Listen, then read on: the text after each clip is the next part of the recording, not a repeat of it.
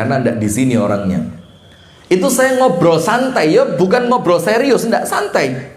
Saya bilang, kenapa materi Ahad pagi selama setahun itu tidak dibikin semacam kurikulum? Semacam apa? Kurikulum. Yang nanti setiap penceramah itu sebelum beliau berceramah itu ngirim tulisan yang mau diceramahkan apa, dalilnya apa, materinya seperti apa, nanti dibukukan selama setahun.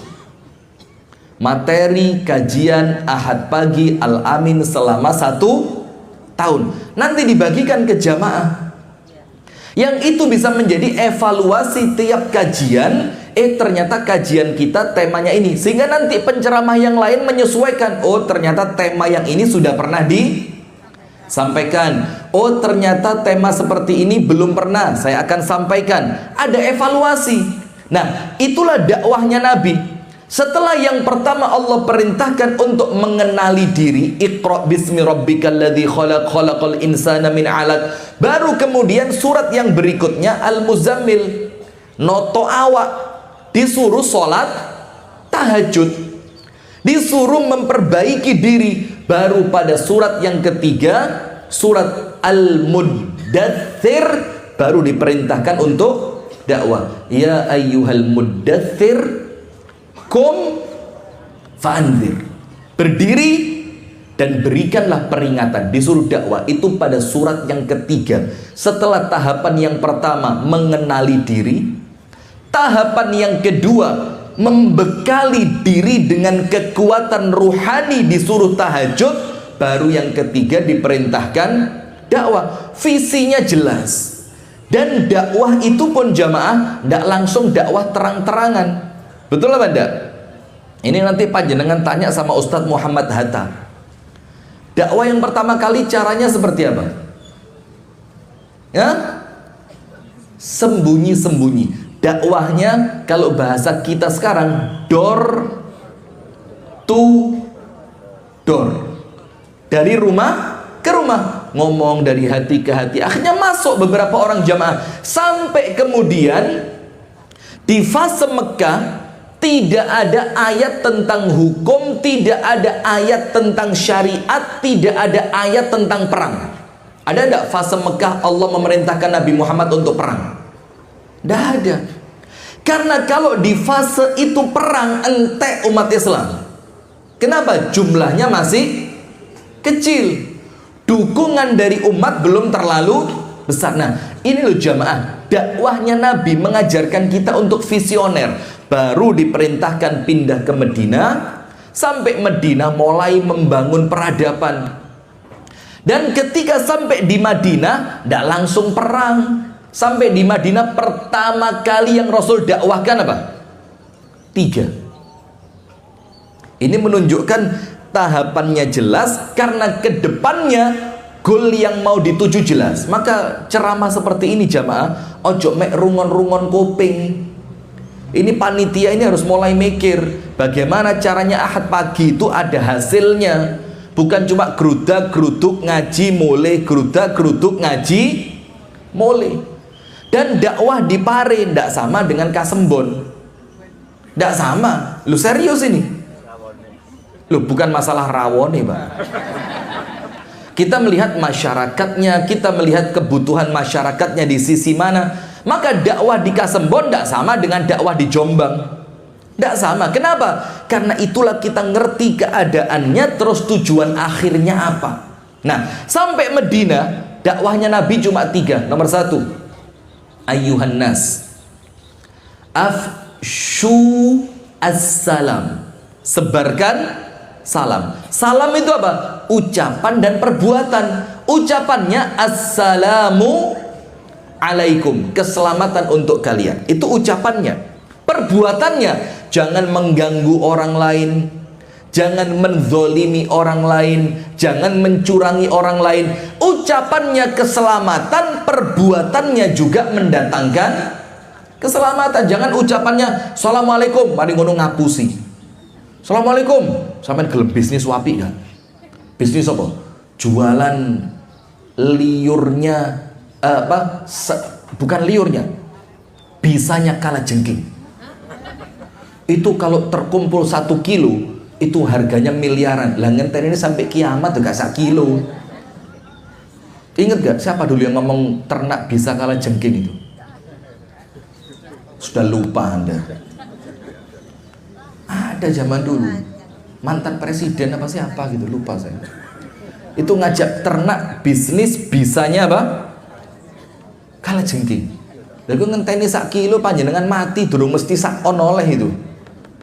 Sudah? Nah, maka dengan itu jamaah nomor 1, afsyus salam, sebarkan salam. Tujuannya apa? Karena Islam itu datang di kota Madinah sebagai perkara yang baru. Jangan sampai orang-orang Islam yang membawa perkara baru ini gayane petentang-petenteng, sakar PDW, kasar, ngerusak. Akhirnya dakwah Islam ditolak. Nomor 1. Nomor 2, wa at'imut ta'am, beri makan. Disuruh nyeneng nih menungso, beri makan. Supaya Islam itu datang untuk memberikan manfaat. Nah saya tanya sekarang, Ahad pagi ini manfaatnya apa? Memberikan siraman rohani luar biasa. Bedanya dengan panjenengan nonton YouTube apa? Oh, enggak langsung, cuma langsung enggak langsung saja. Nah itu perlu difikirkan jamaah. Ini Ahad pagi di Paris, saya diajak abah saya waktu saya masih kelas 2 SMP di Ar-Rahmah dulu. Itu waktu itu di seberang jalan yang ngisi Ustadz Abu Bakar Ba'asyir. Karena ternyata khawatir jamaahnya besar atau enggak tahu ada penolakan, dipindah ke Dualem sana. Tahun berapa itu? Hah? Dipindah ke Mangiran tahun berapa? 2007. Sekarang tahun berapa Pak Amir? 2025. Sudah berapa tahun berarti? 18 tahun. Masya Allah. Seharusnya Ahad pagi ini sudah punya rumah sakit. 18 tahun loh Pak. 18 tahun. Terus selama 18 tahun kita dapat apa? Nah itu PR-nya kita bareng-bareng. Yo PR panjenengan, yo PR saya, yo PR-nya panitia. Inilah fungsinya umat Islam. Rembuk, duduk bareng, musyawarah. Iya enggak? Nah, yang kedua, wa at'imut ta'am. Ayo kasih makan, kasih manfaat, kasih sesuatu yang menjadikan umat itu merasa keberadaan Islam itu untuk mereka mendatangkan kebaikan. Yang ketiga, baru Pak, hablum minallah. Ternyata apa? Hablum minannasnya 2, hablum minallahnya cuma 1. Baru yang terakhir apa? Wasallu billaili wan nasu niyam. Salat tahajudlah kalian ketika orang lain sedang tidur. Bayangin, 2 hablum minannas, 1 hablum minallah. Sama seperti surat Al-Ma'un. Surat apa? Al-Ma'un. Jadi sholatnya panjenengan itu ternyata tidak mendatangkan manfaat, malah mendatangkan celaan dari Allah ketika sholat itu tidak berdampak pada amal sosial. Nah itu yang kita maksud dakwah visioner. Nah baru setelah sampai Medina 2 tahun noto umat beres, bikin negara beres, akidah ketika di Mekah sudah beres, di Medina syariat sudah mulai muncul, ada perintah untuk melakukan perang yang pertama. Perang apa namanya? Badar. Jalan terus sampai Islam itu menyebar, datang ke Indonesia, datang ke Afrika, datang ke Eropa, sampai ke seluruh penjuru dunia. Visioner. Apa dalilnya? Rasulullah SAW bersabda dalam hadis yang sahih, apa kata Nabi Muhammad? La yablughanna hadzal amr. Islam ini, dakwah ini akan sampai ke seluruh penjuru dunia. Akan sampai ke rumah-rumah yang terbangun dari tanah. Akan sampai ke tempat-tempat yang tidak pernah kalian kenali. Akan sampai ke tempat-tempat yang di tempat itu kita sekarang belum tahu kalau di sana ada manusia. Itu sabdanya Nabi. Terus ketika Nabi Muhammad menggali parit mau perang Khandaq, ada satu batu besar yang tidak bisa dipecahkan oleh para sahabat. Nabi Muhammad turun tangan, bawa apa? Palu besar. Nabi Muhammad pukul, tak. Ketika batu itu dipukul, keluar percikan api. Nabi Muhammad bilang apa? Roma akan kita bebaskan. Dipukul lagi, tak. Persia akan kita bebaskan. Panjenengan mikir jamaah, coba cek. Ini perang, umat Islam terkepung. Saking terkepungnya sampai Nabi Muhammad dan para sahabat perlu membuat parit agar tempat pergerakannya orang kafir terdeteksi. Dalam keadaan terhimpit seperti itu, masih optimis Romawi dan Persia akan dibebaskan umat Islam. Kalau tidak visioner, sahabat bilang apa? Ngelintur. Iki kate perang nggali parit wedi mbek musuh. Lah kok moro-moro ngomong Romawi dan Persia, yang panjenengan semuanya tahu Romawi dan Persia di zaman itu negara adidaya terkuat. Kalau ngomong sekarang, yo antara Amerika, Rusia dan Cina. Israel masuk apa enggak? Enggak masuk. Loh, Israel nyerang Palestina kita kayak sobab belas sih.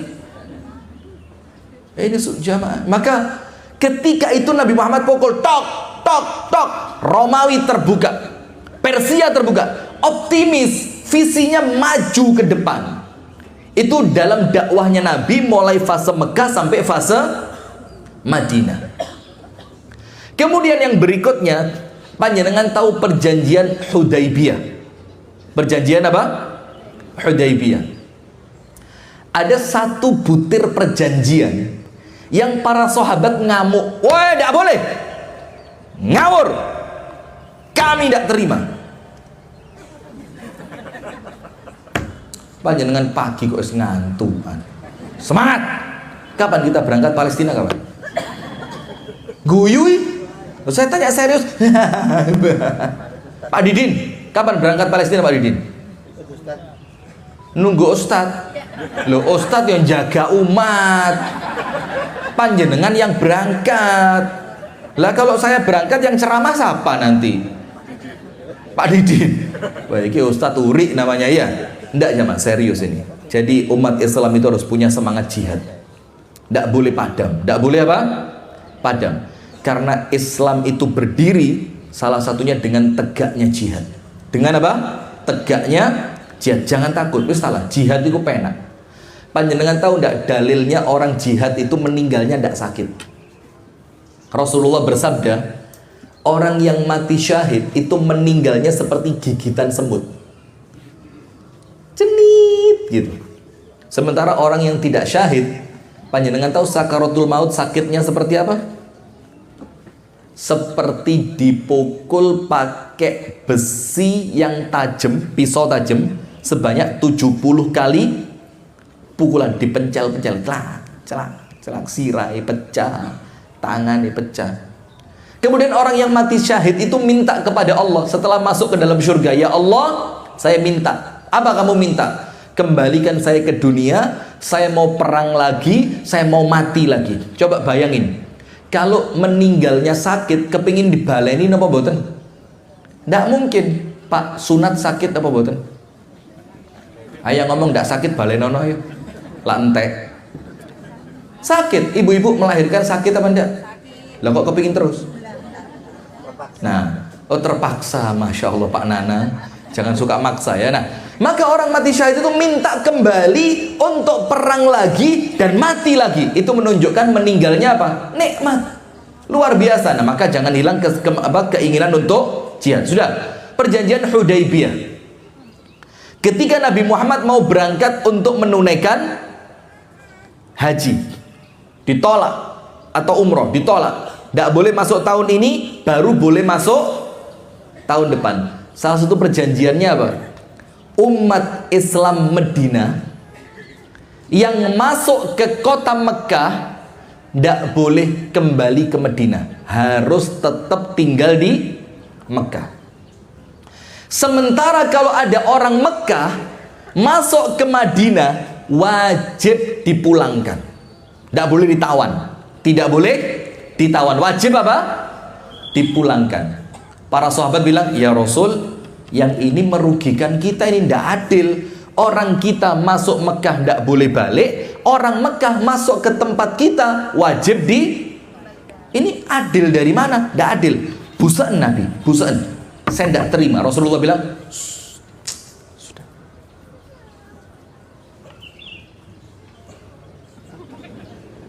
Guyus ya. Diam. Tidak ngerti sahabat. Ternyata apa? Di balik satu butir perjanjian itu, ini visinya Nabi Muhammad luar biasa. Apa visinya? Begini. Orang Medina, Muslim, masuk Mekah, boleh balik apa enggak? Kalau orang Islamnya sudah kuat, masuk ke Mekah enggak boleh balik. Di Mekah mereka ngapain? Dakwah. Gara-gara satu orang dari Medina masuk Mekah dan enggak boleh balik, puluhan orang Mekah masuk Islam. Puluhan orang Mekah masuk Islam. Sementara sebaliknya, kalau orang Mekah ke Medina, hampir pasti masuk Islam. Kalau orang Mekah ke Medina kemudian masuk Islam, wajib dipulangkan kemana?